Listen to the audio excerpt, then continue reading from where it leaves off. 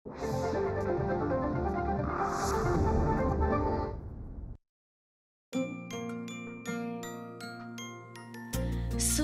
बोलती शब्दांशी शब्द पाहती रंग स्वरांचे रूप नवे साकारू नये मैत्र से हे शब्द सुरांचे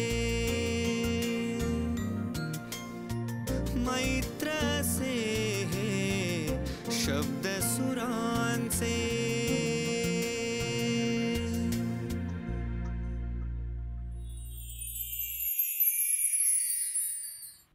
संगीताच्या क्षेत्रात आपल्या चतुरस्त्र गायकीने आजोबा आणि पित्याचा वारसा गौरवाने सिद्ध करणारी गायिका मीता पंडित. मीता पंडित या ग्वाल्हेर घराण्याच्या गायिका. पद्मविभूषण या पद्म पुरस्काराने सन्मानित आणि सबंध आयुष्यच संगीताला वाहिलेल्या पंडित कृष्णराव शंकर पंडित या ऋषितुल्य व्यक्तिमत्वाचा आजोबा असा संगीतातला बळकट वारसा त्यांना लाभला. आपल्या या आजोबांची शिष्या होण्याचं भाग्य त्यांना लाभलं. पिता पंडित लक्ष्मण कृष्णराव पंडित हे तर वयाच्या 80व्या वर्षी आजही संगीताच्या क्षेत्रात सक्रिय आहेत. उत्तर भारतीय संगीताचा गाभा अधिकाधिक रसिकांपर्यंत पोहोचवताना अधिकाधिक दैदिप्यमान करणं हा या घराण्याचाच वारसा मीता पंडित यांनी जपला, जोपासला. त्यांनी भारतीय शास्त्रीय संगीताचा वारसा जगभरात पोहोचवताना फार मोलाचं योगदान दिलं आहे. सवाई गंधर्व महोत्सव, पंडित दीनानाथ मंगेशकर महोत्सव, तानसेन समारोह, जयपूर लिटरेचर फेस्टिवल, जश्न खुसरो अशा अनेक मान्यवर संगीत महोत्सवात त्या सहभागी झाल्या आहेत. पण त्या व्यतिरिक्त लंडन इथला दरबार फेस्टिवल असेल किंवा Austria, New Zealand, Brussels, New York, France अशा एकूण 25 देशात त्यांनी संगीत महोत्सवात स्वतःची नाममुद्रा नोंदवली आहे. सायलेंट वॉटर्स आणि नो मॅन्स लँड अशा आंतरराष्ट्रीय चित्रपटातही त्या गायल्या आहेत.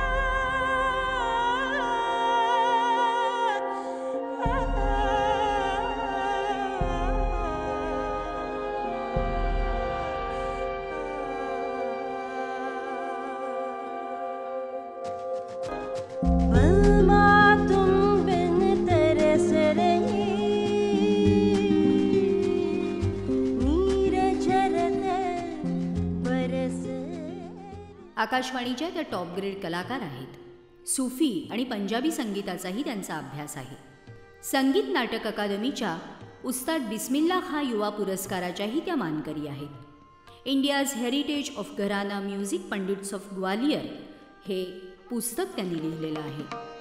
पब्लिक सर्व्हिस ब्रॉडकास्टिंग ट्रस्ट आणि प्रसार भारती यांनी मीता पंडित यांच्या सांगीतिक कारकिर्दीवर आधारित एक माहितीपट 2005 साली प्रदर्शित केला. मीता लिंकिंग अ ट्रेडिशन. रसिको, मीता पंडित आजही परंपरेला आधुनिकतेशी जोडण्याचा आपला वसा जपत आहे. I would love to compose fresh pieces. You just did something like that in Paris. In fact, you'll be seeing Adi coming here very soon and performing in India. Sometimes she gives based on a skeleton composition, and sometimes I give a skeleton. Just like, two musicians coming together.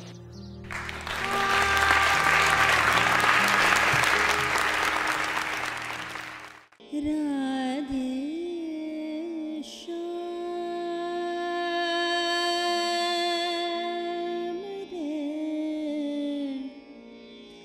Krishna Murari Kanhaiya Radhe Shyam रे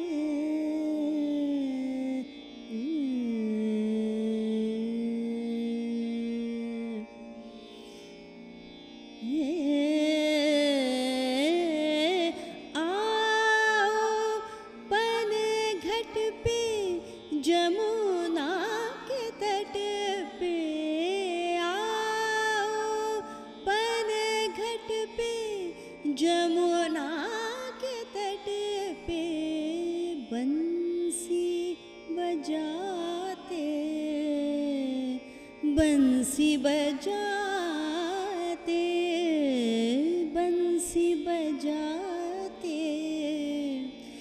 नाचते गाते जमुना तट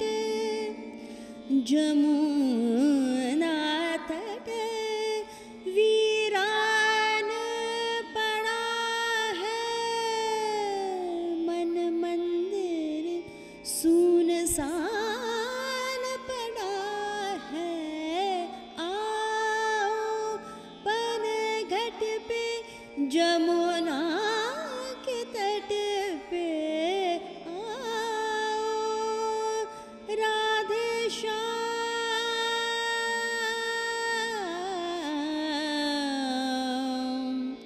कृष्ण मुरारी कृष्ण कन्हैया कृष्ण मुरारी कृष्ण मुरारी कृष्ण कन्हैया तुम परवारी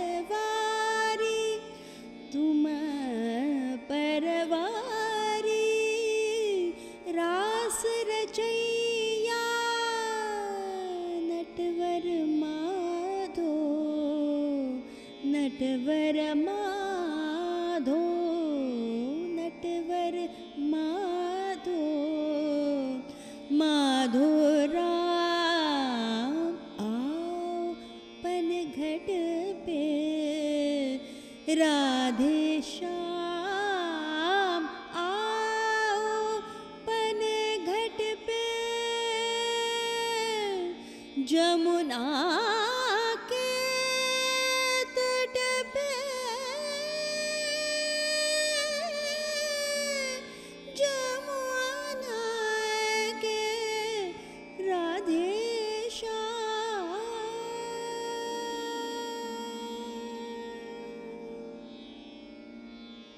वाह, क्या बात है। तानसेना कानसेना तानसेना कानसेना शब्दलोका सूरलोका अंतरीच्या संगीताची साद आणि दाद ऐका। अंतरीच्या तारा छेडणारं असं आपलं भारतीय संगीत आणि आपल्या जीवनाला समृद्धी आणि सुरेलता देणारं असं संगीत, या संगीताची वैशिष्ट्य आणि वैविध्य जाणून घेण्यासाठी आज शब्दसुरांच्या मैफिलीमध्ये आपल्यासोबत आहेत ग्वाल्हेर घराण्याच्या सुप्रसिद्ध गायिका विदुषी डॉक्टर मीता पंडित। नमस्कार। नमस्कार, आपलं स्वागत आहे। पंडित घराणं ग्वाल्हेरचं सुविख्यात, पण हे मूळचे कुठले पंडित? आम्ही मूळचे महाराष्ट्राचे आहोत, चिंचवड, आणि आमचं आडनाव चिंचवडकर होतं। बरं। आणि 1810 जेव्हा शिंद्या त्यांनी साऊथ बाउंड झाले आणि ग्वाल्हेरमध्ये आले, त्यांच्याबरोबर अनेक महाराष्ट्रीय परिवार होते। त्यांच्यामध्ये आमचं पण होतं परिवार, म्हणजे माझे सात पिढीपूर्वी पंडित रामचंद्र चिंचवडकर, बरं, आणि ते ज्ञानेश्वरीचे कीर्तनकार होते ते, आणि संस्कृतचे प्रकांड विद्वान होते। ते ग्वाल्हेरमध्ये आले, बसले तिथे। आणखीन ज्याला जसं म्हणतात रेस्ट वॉज हिस्ट्री, बिकॉज ग्वाल्हेरचं जे नाव संगीताच्या क्षेत्रामध्ये झालं, जसं की आपण काशीमध्ये आपल्यासाठी एक हिंदूसाठी तिथे जाणं फारच एक इम्पॉर्टन्स ठेवतं, तसंच ग्वाल्हेरमध्ये आपलं जम बसवणं, आणखीन आपल्या गायकीचं तिथे लोकांची दाद मिळावी, हे प्रत्येक कलाकारची एक स्वप्न होतं आणि आत्ता पण आहे। नक्कीच।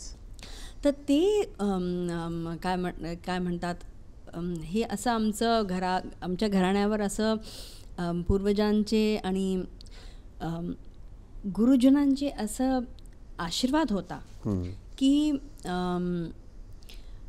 त्यांना अशा प्रकारचं संरक्षण पण मिळालं, आणि अशा प्रकारचं ज्याला म्हणतात खुले मन से उस्तादों ने अपनी विद्या दी। क्या बात है। नाही तर ब्राह्मणांजवळ असतं काय देण्यासाठी, पण हे असं असं झालं. आणखीन त्यानंतर ज्याला म्हणतात पूर्ण भारताभरमध्ये ज्या प्रकाराने संगीतचा प्रचार प्रसार झाला खयाल गायकीमध्ये, तर असं होतं. म्हणजे संगीताची गंगोत्री ज्याला आपण म्हणूया, हो हो, ती ग्वाल्हेरमध्ये सुरू झाली. कारण म्हणजे राईट फ्रॉम ध्रुपद, का की राजा मानसिंग तोमर 1486 to 1516 आणि त्यानंतर सिंध्यांचं पेट्रोनेज होता. त्यामध्ये खयाल गायकी, असं नाही की खयाल पहिले नव्हता, पण तो पॉप्युलर नव्हता. तर हे जे उस्ताद नथन पीरबख्श, ज्यांना की आपलं खयाल गायकीचे, ग्वालियर खयाल गायकीचे पितामह म्हटलं जातं, हद्दू हसू खान साहब, हे सगळे असे म्हणजे तिथे होऊन गेले की संगीताचं त्यांनी अगदी त्याला म्हणतात गोल्डन युग, आणि पाया घातला त्यांनी असं म्हणूया आपण या गायकीचा. आणि मग पुढे ही गायकी लोकप्रिय झाली. आता तुमची 6वी पिढी ही आहे.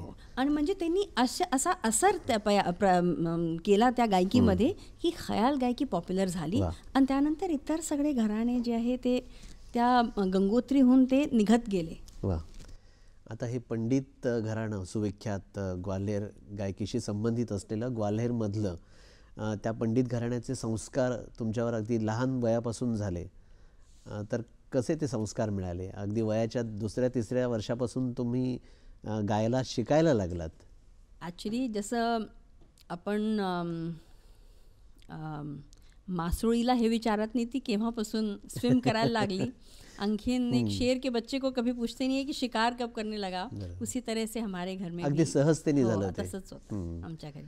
आणि तुमची अगदी पहिली मैफिल ज्याला आपण म्हणतो, ज्याला जाहीर पब्लिक परफॉर्मन्स, हा सुद्धा अगदी कमी वयात झाला. भोपाळला मला वाटतं ती मैफिल जी झाली, ते पंडित कृष्णराव शंकर पंडित प्रसंग, हे 3 दिवसाचं, त्यावेळेला भारत भवन नुकतंच ते सुरू झालं होतं.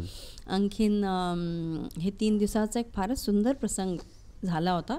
त्यामध्ये मला संधी मिळाली तिथे पहिल्यांदा स्टेजवर पाऊल ठेवण्याची, माईकमध्ये म्हणण्याची. पण हे संस्कार जे तुम्हाला मिळाले पंडित घराण्यामध्ये ग्वाल्हेर गायकीशी विशेषतः संबंधित, ते कसे तुम्ही घेतलेत? म्हणजे कशा प्रकारे रियाज केलात किंवा कशा प्रकारे या गाण्याचा विकास झाला तुमच्या सुरुवातीच्या काळात, त्याविषयी सांगा ना थोडं. जे लहानपणामध्ये तर केव्हा संगीताची तालीम सुरू झाली हे तर मला पण लक्षात नाही, कारण की ते एक अपब्रिंगिंगचा त्याचाच हिस्सा होता, ते की वेगळं नव्हतं. तर असं नाही की आता बरं सुरू केलं, असं नाही आहे. ते म्हणजे चलते बैठते बंदिश गाते हैं. आपण आपल्या गुरूंचा म्हणजे पंडित लक्ष्मण कृष्णराव पंडितजी माझे वडील, त्यांचं रियाज ऐकत होते. तंबुरा म्हणत होते ये बस माझ्याबरोबर, त्यांच्याबरोबर तंबुरा वाजवत होते. 24 घंटे गाणं. आणि का की माझा जन्म आणखीन माझा परवरिश सगळं दिल्लीमध्ये झाली आहे, पण आम्ही परत ग्वाल्हेर जात होतो, कारण की त्यावेळेला तिथे आजोबा होते. आणखीन मग लहान 2 फिल्मी मी बघितले बनलेल्या. एक तर फिल्म डिव्हिजनची होती जो दादांवर बनली होती, पंडित विजय राघवरावजींनी बनवली होती, आणि दुसरी मोठी दूरदर्शनची होती. तर हे खूप सुंदर फिल्म बनल्या होत्या. त्यावेळेला आम्ही खूप लहान होतो, पण त्यावेळेला आम्हाला हे कळलं की म्हणजे आजोबा कोण आहे. नाहीतर लहान मुलांना असं काही कळत नाही, का की नुसतं मला हे कळत होतं की आमच्या घराचं वातावरण आणि बाहेरचं वातावरण म्हणजे जमीन आसमानचा फरक आहे, बस एवढंच मला समजत होतं काय आहे ते. तर तेव्हा ते कळत होतं, जेव्हा आजपर्यंत कधी कोणी विचारलं नाही की बाबा तुझे एक्झाममध्ये किती मार्क्स आले, हेच विचारतात गाणं कसं चाललंय, काय शिकून राहिली आहे, रियाज कसं चालू आहे, वडिलांकडून शिक, जेवढं घेऊ शकते घे, हेच सगळ्यांनी म्हटलं. पण ते जे वय असतं म्हणजे बालपणातलं एक फुलपंखी वय आपण म्हणूया, खेळण्या बागडण्याचं, त्या काळात तासनतास रियाज करणं हे सहजपणे घडलं की होत होतं. का की आम्ही आपल्या सर्वांना घरात बघत होतो ना, वडिलांना बघत होतो, त्यांनी पण पहिले ते ऑल इंडिया रेडिओमध्ये होते आणि त्यानंतर faculty of music and performing आर्ट्समध्ये होते. मग घरी यायचे तर म्हणायचं या बाई, मग आम्ही तिन्ही तुषार अतुल आणि आम्ही यायचो, गाणं शिकायचो. हे नाही की खूप वेळ शिकून राहिलो आहे, पण ते एक रेग्युलर पार्ट होता. आणि त्यानंतर मग बंदिशा शिकायच्या, राग चालले, नवीन राग शिकतोय. जिथे पण आम्ही हॉलिडेजसाठी जातोय तिथे आमचं त्यावेळेला ना हे इलेक्ट्रॉनिक तंबुरे नव्हते, तर एक जपानचं एक एंडलेस कॅसेट असायची. अच्छा. तर त्याच्यामध्ये आम्ही रेकॉर्ड करून घ्यायचो तंबुरांचे, चांगलं अगदी 2 तंबुरांनी, आणि त्यानंतर ते मग तिथे जाऊन आम्ही ऑन करून तेच तसं चालायचं. तर माझं म्हणण्याचा उद्देश हे की प्रत्येक अपने जीवन के हर क्षेत्र में और हर पहलू में संगीत के बिना वो कुछ था ही नाही. आणि माझी आई तबला वाजवायची, त्यामुळे ती मला घेऊन बसायची. माझा रियाज त्याच्याबरोबर व्हायचा. मग सुरुवातीपासून तिलवाडा, झुमरा, आडा हे सर्वांमध्ये गाणं म्हणणं. संगीताचं बाळ कडू असं तर म्हणता येणार नाही, कारण संगीत गोड असतं. बाळगुटी म्हणूया आपल्याला, की ती तुम्हाला मिळाली सहजतेने आई वडिलांकडून. आईचाही तुम्हाला पाठिंबा होता. हो हो. आणि त्यामुळे हे सगळं सहजतेने घडत गेलं. हां. मैत्र से हे शब्द सुरांचे.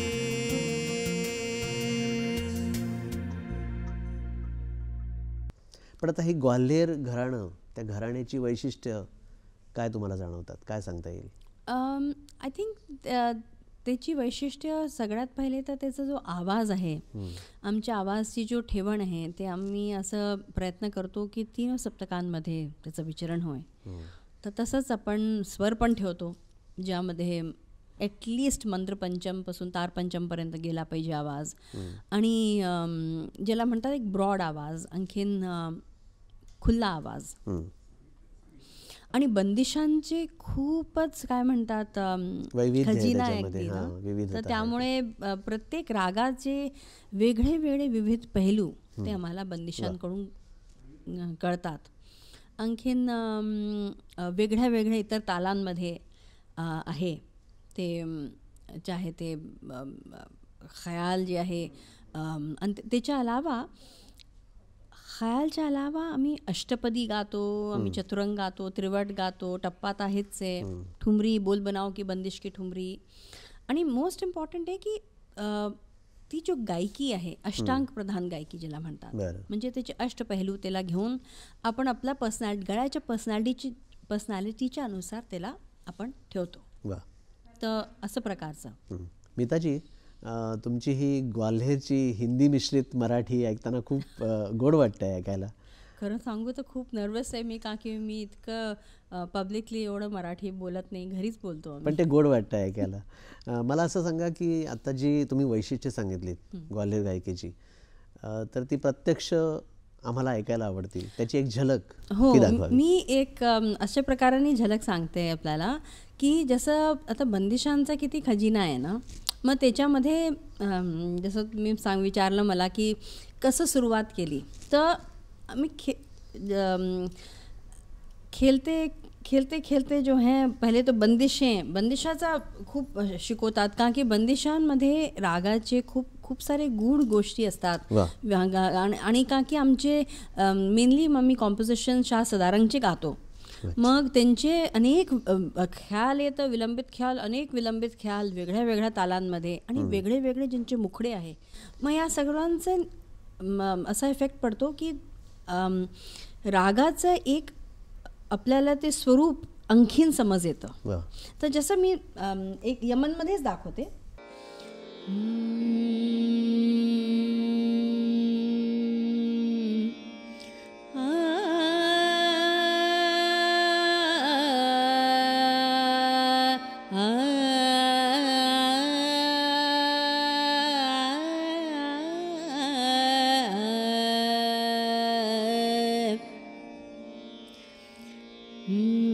अगदी लहान होते तर आईच मला शिकवून राहिली आहे, जसं हे रे आली पिया बेन सखी, रे आली पिया बेन सखी, कलना पडत मोहे घडी पलचिन दिन, रे आली पिया बेन मोरी गगरी ना भरन दे. तो जैसे सिंपल चीज़ है, मोरी गगरी ना भरन दे, मोरी गगरी ना भरन दे, लंगर तू कर जिन छियो, लंगर तू कर जिन छियो मुर्गा गरिया भारी अब देवकारी ब्रिज नारी निरग निरख हस हस देत मोहे तारी लंगर तु कर जिन छियो अवगुणन कीजिए गुणी सन का अवगुणन कीजिए गुणी सन अवगुणन कीजिए गुणी सन अवगुणन कीजिए गुणी सन का. तर आता विलंबित ख्याल जसे झाले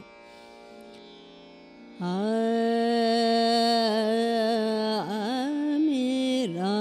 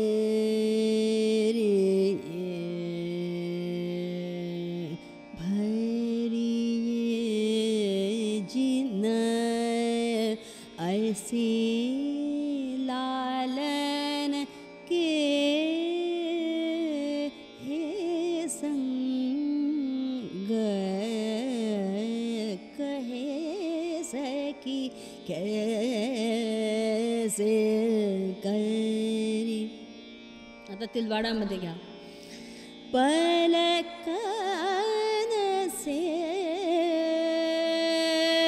मग झारू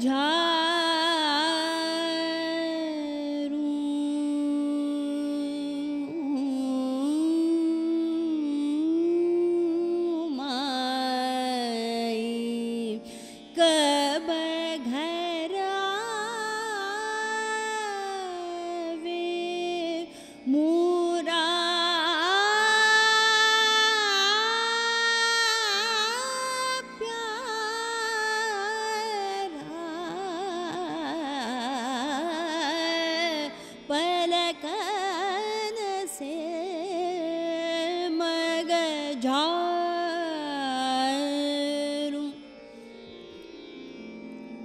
झुमरा में बन रे बलैया. तो म्हणजे I can just go on end on और 1 घंटा इसी में चला जाएगा. अब तराना हो गया सा तन न रे रे तुम तन न ददरे दानी तन न रे रे तुम तन न ददरे दानी तारे दानी तदरे दानी तन न न न न न न तदरे दानी तना तना तना तना तन न रे रे दानी तुम रे दानी तदरे दानी तन न न न तन न रे तुम तन न त तानुम रे तदियन रे दानुम रे तदियन रे तदरे तदान उदतन नुम तदरे दानी तारे तारे तदरे तदरे रीति रीति ला नाम रे तारे दानी तुम तन दीप तना तदारे तारे दानी दानुम. है ना. तो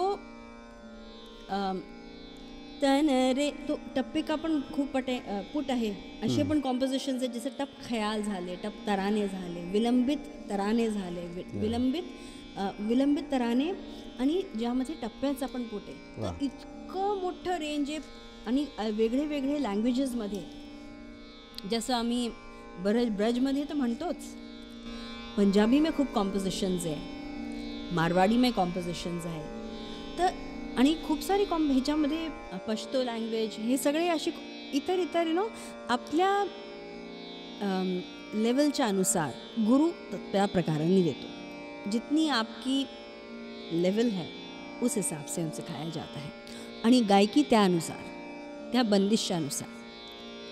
तर मी आता हे सगळं जे म्हटलं त्याचं रिझन हे होतं की हे समजे की बंदिशांचा किती इम्पॉर्टन्स आहे आणि बंदिशानुसार आमची गायकीला आम्ही त्याचं आम्ही त्याला दाखवतो. वा. आता ही सगळी परंपरा किंवा तुमचे आजोबा, तुमचे वडील आईचाही तुम्ही उल्लेख केलात, त्यांचं संगीत, त्यांचं गाणं आणि ते त्यांच्याकडून शिकल्यानंतर तुमचं तयार झालेलं गाणं, याच्यामध्ये तुम्हाला काय फरक जाणवतो? असे काही बदल होतात का ॲक्च्युली याच्यामध्ये? काय की ग्वालियरमध्ये मेनली तर हे पुरुषप्रधान गायकी आहे ना. तर जेव्हा मी गाणं म्हणायला लागले, मी हे नोटीस केलं की हे मला कसं सूट करतं, ते मला आपल्या प्रकृती, गळ्याची प्रकृती आणि आपला एक पर्सनॅलिटी पण जे असते, because you can do something which is not really suiting your personality. Music is a part of you. तर ते कसं हे केलं जाय, तर मला जसं की आपण अष्टांग गायकीमधले बहलावा मला खूप आवडतं. सो बहलावा क्या है? आलाप और तान के बीच की बात है. ऐसा ही आपको दिखाती हूँ. सा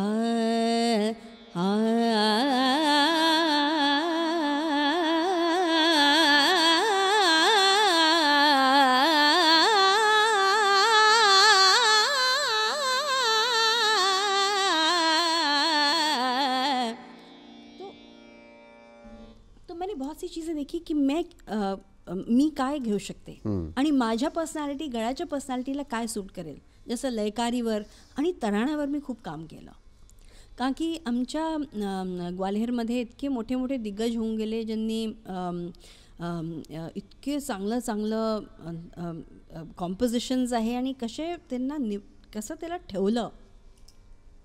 तर तराणा मला खूप अट्रॅक्शन आहे त्या पर्टिक्युलर गायकी होऊन, आणि त्याच्यावर मी खूप ते नोमतोमला कसं त्याला निवडायचं, ज्याने की ज्या प्रकारे एक इन्स्ट्रुमेंटलिस्ट एक अतिद्रुत लयमध्ये जाऊ शकतो, वोकलिस्ट तिथल्या जाणं मग कठीण पडतं.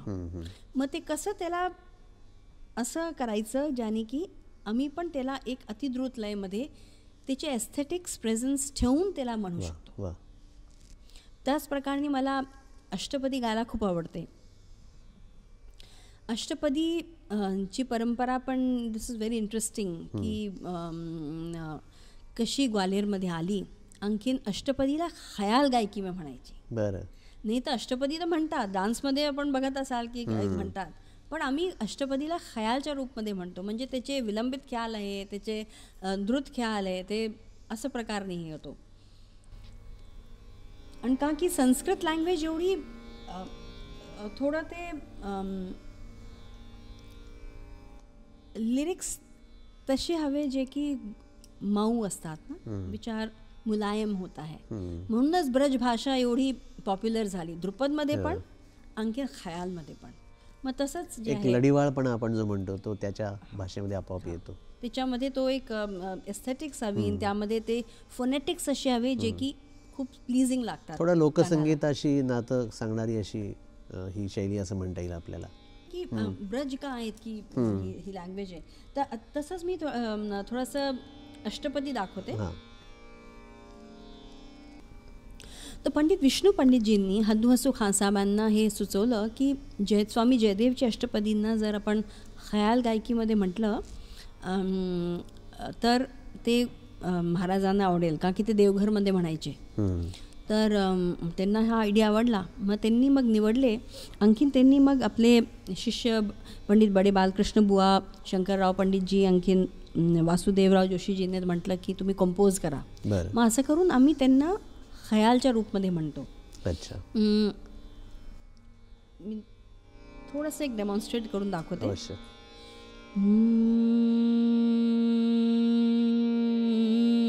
आता झुमरामध्ये बघा आहे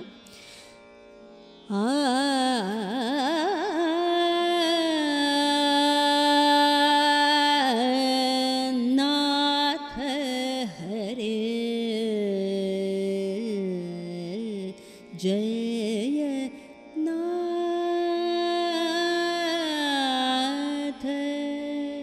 नाथ हरे जय नाथ. हिचं जसं आता द्रुत ख्याल आहे.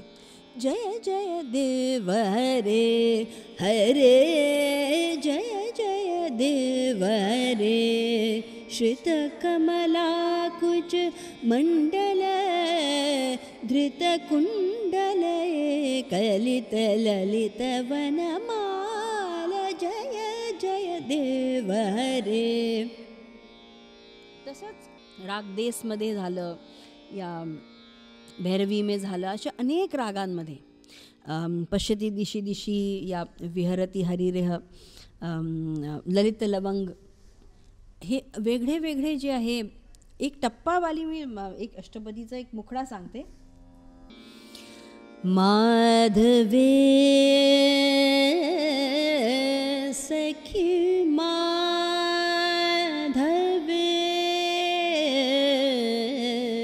माधवे सखी माधवे, मा कुरु मा निनिमा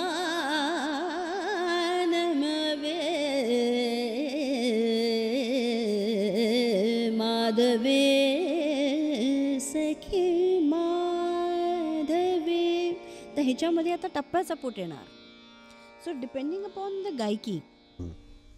आणि तसंच चतुरंग म्हणतो, त्रिवट म्हणतो, बंदिशची ठुमरी म्हणतो. हां, मला त्याबद्दल एक विचारायचं होतं. तुम्ही असं म्हणालात की ही थोडी पुरुष प्रधान किंवा पुरुषाच्या गळ्याला, का की ही ध्रुपद, आम्ही खयालला ध्रुपद का बच्चा आहे, तो त्याच्यामध्ये जो बेसिक त्याचं DNA आहे ध्रुपदचं, तेच खयालमध्ये येणार ना.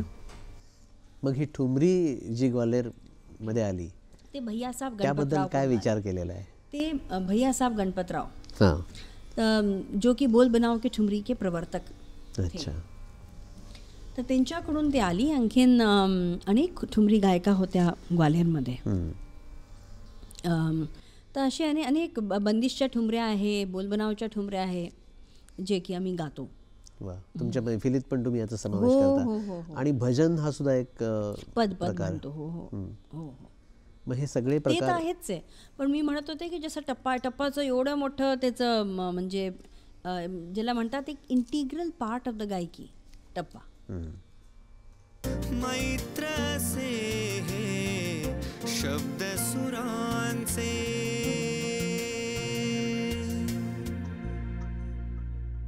आणखीन मला एक तुम्हाला असं विचारायचं आहे की ग्वाल्हेर घराण्याचा इतका सहजतेने तुम्हाला ही गायकी शिकायला मिळाली, त्याचा अभ्यास करत असताना इतर जी संगीतातली घराणी आहेत त्याच्या संबंधीची उत्सुकता तुमच्या मनामध्ये कुठेतरी असेलच. मग त्याचाही अभ्यास तुमच्याकडून झाला का?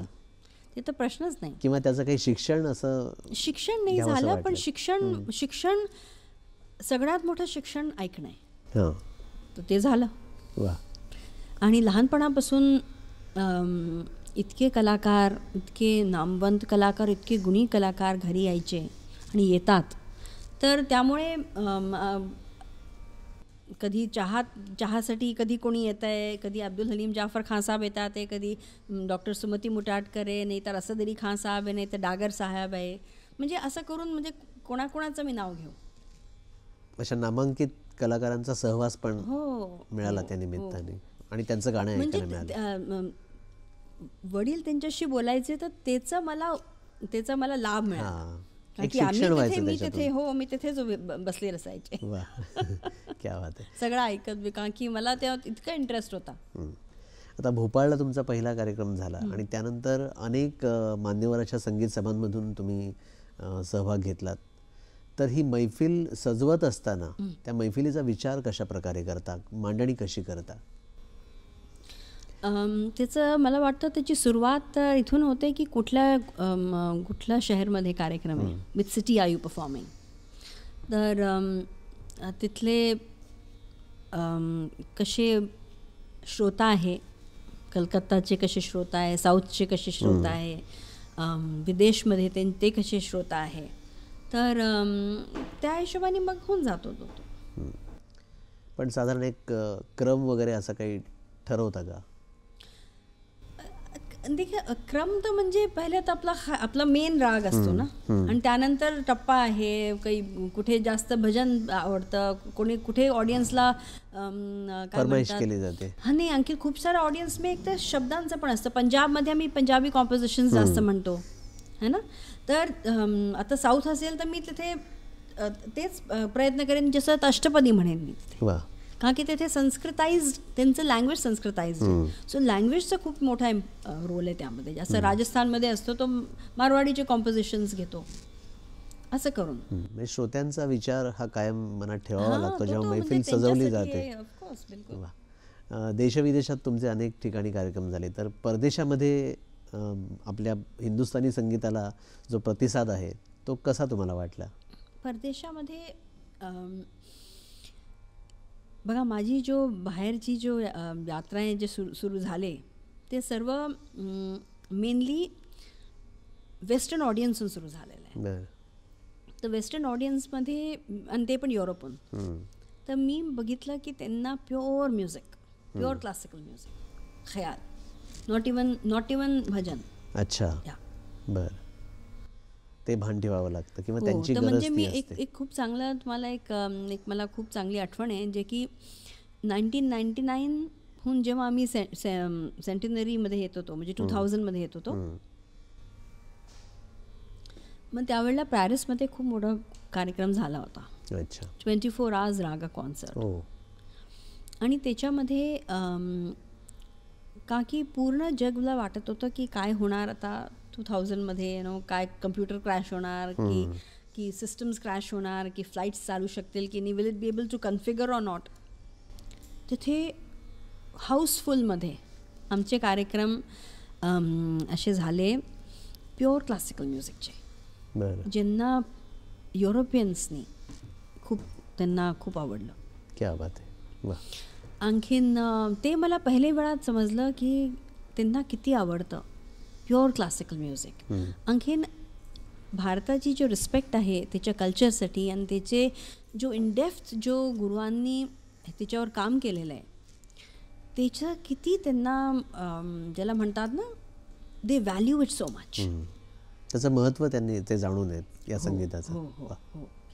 आणि फ्रान्समध्ये तुम्हाला 3 वर्ष एक प्रकल्पामध्ये काम करण्याची संधी मिळाली, तो काय होता? आर्टिस्ट इन रेसिडेन्स मी होते. तर मी तिथल्या आर्टिस्ट बरोबर, जॅझ म्युझिशियन्स वगैरे बरोबर कोलॅबोरेट केलं होतं, आणि मी अजून पण करत असते का की मला त्यात खूप इंटरेस्ट आहे. वा. हो. मग तो खरंच एक आय ओपनर होता, का की एक कार्यक्रम देऊन परत येणं, आणखीन तिथे कायम राहणं, त्याच्यामध्ये खूप फरक असतो. तर त्यामुळे मी थोडं फ्रेंच शिकले, थोडंसं म्हणजे करत गेलो. वा. तिथेही तुम्हाला शिकण्याची संधी मिळाली म्हणजे एका अर्थाने. हो. आता मैफिलींकडे परत येतो मी, की मैफिल सजवताना श्रोत्यांचा विचार करावा लागतो असं तुम्ही सांगितलं, किंवा विशिष्ट प्रकारे श्रोत्यांची मागणी लक्षात घेऊन किंवा तिथले श्रोते कसे आहेत हे लक्षात घेऊन त्याची मांडणी तुम्ही करता. तर मला असं सांगा की श्रोत्यांमध्ये अशा काही दिग्गज व्यक्ती असतात, जसं की सवाई गंधर्वला तुम्ही गायलात त्यावेळेस समोर साक्षात भारतरत्न तुमच्या समोर होते. मग अशा वेळेस म्हणजे काही असं दडपण वगैरे जाणवतं का? जिथे ऑडियन्स खूप दर्दी असतो तर नॅचरली आपण त्याच प्रकारचं कॉम्पोजिशन्स, आणखीन गायकी आपण ठेवतो. आणखीन बाकी याच्यामध्ये कॉम्पोजिशन्स, जसं फॉर एक्झाम्पल आता तिलवाडा या आडा चौताल, मी तिथेच म्हणेन जिथे पहिली गोष्ट आहे माझ्या साथीदार पण तसे असले पाहिजे ज्यांना ते कम्फर्टेबल आहे, कारण की ही पण एक थोडासा चॅलेंज आहे. कारण की खूप वेळा आम्ही जेव्हा कार्यक्रमाला जातो ते म्हणतात आमचेच इथले तुम्ही तबलावाला घ्या, तर त्याच्यामध्ये आम्हाला हे प्रॉब्लेम होते. आणि नुसतं मला नाही, ग्वालियरचे मी आणखीन खूप सिनियर आर्टिस्टांना विचारलेलं आहे, तर त्यांना पण ते प्रॉब्लेम होते की भाई आडा चौताल, आणखीन झुमरा, तिलवाडा हे ताल जर रोज वाजवण्यामध्ये नाही आहे तर त्यामध्ये ते कठीण होऊ शकतं. तर ते सगळं काही बघूनच करतो. पण आमची प्रयत्न असतं की जास्तीत जास्त आपण आपले खजिन्यातली गोष्टी दाखवू शकू. नक्कीच. तर वो बुके और भी खूबसूरत हो जाता है. क्या बात आहे. आणि त्याच्यामध्ये वैविध्य आणण्यासाठी तुम्ही वेगवेगळे संगीतातले प्रकार आत्मसात केलेत. जसं की सुफी संगीताकडे आपण येऊया आता, की सुफी संगीत तुम्ही शिकून घेतलं त्यासाठी, तर ही सुरुवात कशी झाली? ॲक्च्युली का की माझं I am born and brought up in Delhi, त्यामुळे हिंदी साहित्य, उर्दू साहित्य ह्याचं माझ्या कानावर खूप पडत राहिलं आणि त्यामुळे असे खूप चांगले चांगले लोकांबरोबर काम करण्याचं मला संधी मिळाली. जसं मुझफ्फर अली साहब, आणखीन खूप खूप असे खूप डान्सर्सबरोबर पण काम करण्याचा हा योग मिळाला, ज्यांना स्पेसिफिकली काही अशी कॉम्पोजिशन पाहिजे, उर्दूची पाहिजे, तर ते थोडंसं त्याचे जो पंजाबी कॉम्पोजिशन्स आहे, खूप मी गुरबाणी म्हटलेली आहे, पंजाबी कॉम्पोजिशन्स म्हटलेले, मग ते करण्यासाठी you have to be with people who can, त्याचं जे प्रोनाऊन्सिएशन्स आहे ते तुम्हाला ते शिकवू शकतात. मग अशा लोकांबरोबर खूप हे टाईम स्पेंड झाला. आणखीन असे कार्यक्रम पण मिळत गेले की सुफीचे कार्यक्रम कामासाठी बोलवतात ते, की पंजाबी कॉम्पोजिशन्स गाण्यासाठी तुम्हाला बोलवतात ते. मला असं वाटतं हे खरंच ईश्वराची खूप कृपा आहे की असं मला असा योग आला, आणखीन येत राहतो.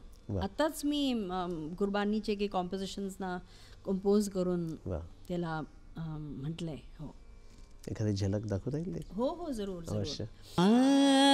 एक तो फैज़ नियाजी साहब का मैं ये कॉम्पोजिशन गाती हूँ. माहिया कहते हैं इसको. माही वे तेरे वेखण नू चुक चरखा गली विच डावा, माहिया वे तेरे वेखण नू चुक चरखा गली विच डावा, मैं लोका पाने बड़ा कत दी, मैं लोका पाने बड़ा कत दी, तंद तेरी यादा दी पावा, माया वे तेरे वेखण नू झुक चरखा गली विच डावा, माया वे तेरे वेखण नू. मैत्र से शब्द सुरांचे.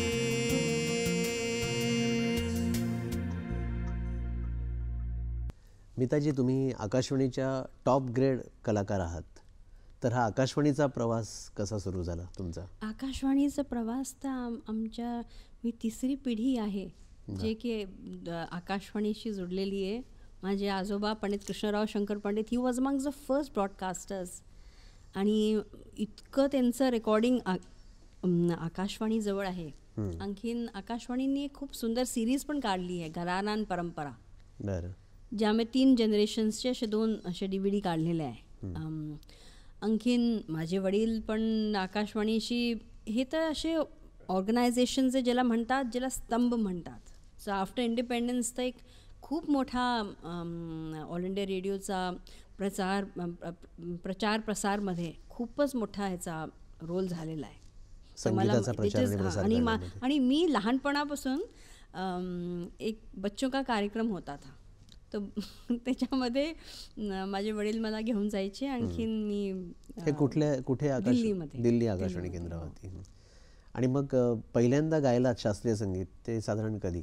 तेच बच्चों के कार्यक्रम, ते मोठं युववाणी असतं. युववाणी. ऑडिशन पहिली कधी दिली? ऑडिशन दिली, पहिले बिहाई होते, त्यानंतर ए झालं, त्यानंतर top grade by the grace of God. आणि आकाशवाणीसाठी जेव्हा पहिल्यांदा गाण्याची संधी मिळाली त्यावेळेस कुठला राग निवडलात? हे मला लक्षात नाही आहे, पण मला दिल्लीचं स्टुडिओ खूपच सुंदर आणि खूप मोठे मोठे म्हणजे खूपच सुंदर आहे. तर तिथे गाणं म्हणायला मला खूप आवडायचं. आणखीन आत्ता पण खूप आवडतं जेव्हा पण संधी मिळते. हो. आणि प्रसार भारतीने तुमच्यावरती एक डॉक्युमेंटरी पण केलेली आहे, तर त्याची निर्मिती कशी झाली? मीता linking a tradition with today. तर ह्याचे जो प्रोड्युसर आहे PSBT public service broadcasting trust आणि प्रसार भारतीने काढलेली आहे. शुक्ला दासने डिरेक्ट केलेली आहे ही. त्यांना हे दाखवायचं होतं की एक अशी कला जे की पल्लवित झाली जेव्हा त्याला पेट्रोनेज होता. पोस्ट इंडिपेंडन्स आता त्याच त्याला म्हणतात परंपरेचे जो कलाकार आहे तो कसे करतात. अच्छा. कारण की आता पोस्ट इंडिपेंडन्समध्ये जेव्हा की आर्टिस्टला पेट्रोनेज तसं आहे तर लोकांकडून आहे, बिकॉज दिस इज डेमोक्रेसी. लोकाश्रय ज्याला आपण लोकाश्रय म्हणतो. ज्याला म्हणतो आपण. तर त्याच्यामध्ये आर्टिस्ट, त्याच आर्टिस्ट जो की ज्यांनी ट्रेडिशनल हे बघितलेलं आहे, एक पेट्रोनेज बघितलेलं आहे, ते कसं करतात. मग त्यांनी एक चांगली डॉक्युमेंटरी बनवली आहे. दिल्ली आणखीन ग्वालियर मेनली शूट झालेली आहे. तुम्ही एक ग्रंथही लिहिलेला आहे. हो. त्या ग्रंथाविषयी, म्हणजे ग्रंथराजच म्हटलं पाहिजे त्याला, अगदी मोठा ग्रंथ आहे आणि खूप संशोधन करून लिहिलेला आहे. हो हो. हे एक इंडियाज हेरिटेज ऑफ घराना म्युझिक पंडित्स ऑफ ग्वालियर, हे ॲक्च्युली माझा PhDचा विषय होता. बरं. आणखीन हे हा विषय बेसिकली मी माझा मोठा भाऊ, we lost him in a road accident, हो. जो की संगीतच करत होता.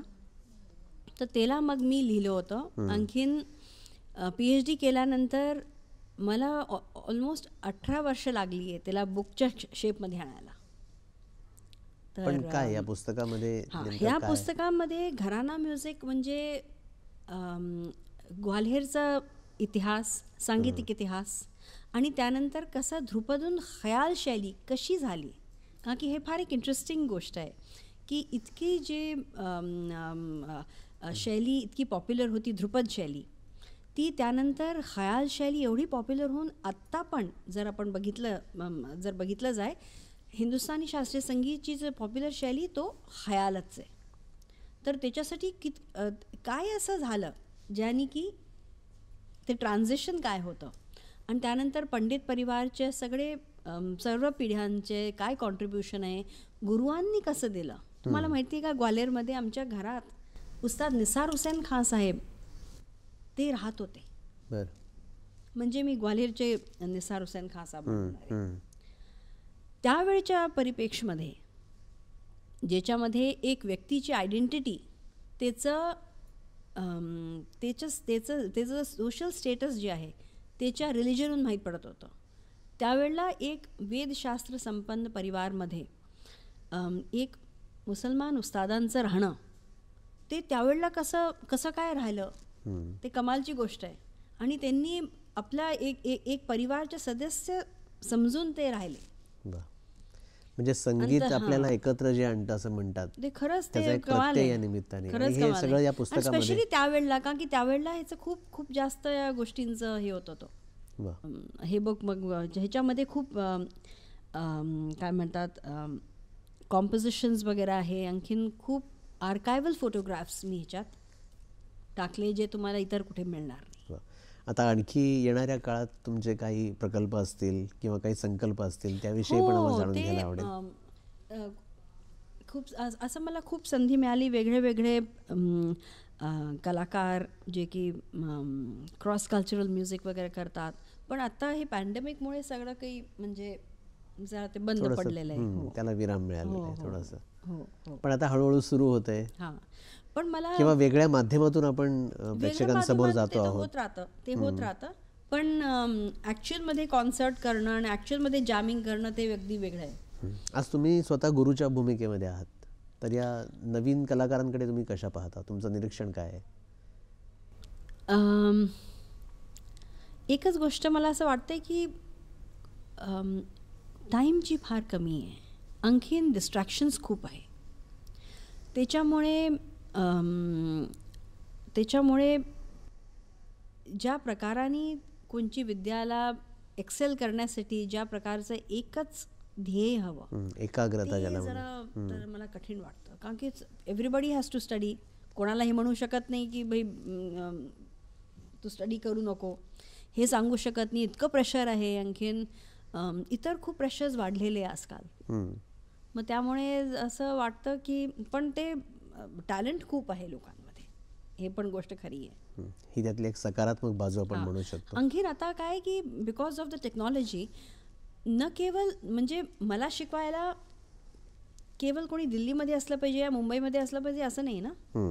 कोणी लंडनमध्ये या कुठल्याही कंट्रीमधलं असलं तर त्याला आपण शिकवू शकतो. नॅचरली ते ऑलरेडी शिकलेले असतात. आणखीन त्यानंतरच त्याला गायकीच्या बारीकी शिकवू शकतो असं. छान.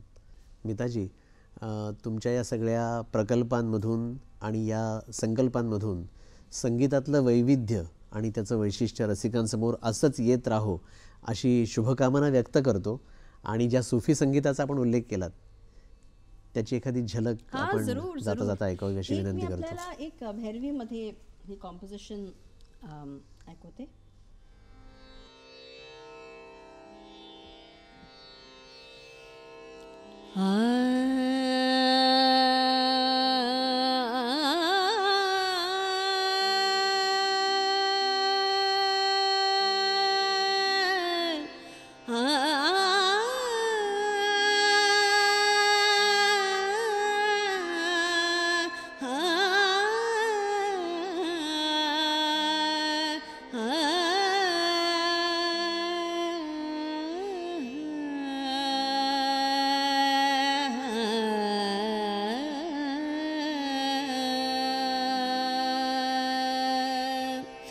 हुण मैं अनहद नाद बजाया, हुण मैं अनहद नाद बजाया, हुण मैं अनहद नाद बजाया, तैं क्यों अपना आप छिपाया, तैं क्यों अपना आप छिपाया, हुण मैं अनहद नाद बजाया, हुण मैं अनहद नाद बजाया। जद ओह लाल, जद ओह लाल, जद ओह लाल लाली पर आवे, जद ओह लाल लाली पर आवे, सुफेदी सियाही दूर करावे, सुफेदी सियाही दूर करावे, अंगना अनहद नाद बजावे, अंगना अनहद नाद बजावे, आपे प्रेमी, आपे प्रेमी भोर भुलाया, हुण मैं अनहद नाद बजाया, हुण मैं अनहद नाद बजाया, अनहद नाद नाद बजाया, अनहद नाद, अनहद नाद बजाया, अनहद नाद बजाया, अनहद नाद बजाया, अनहद नाद,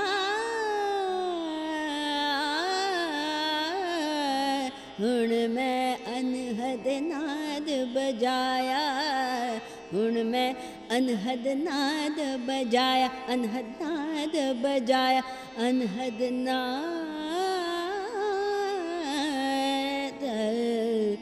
बजाया।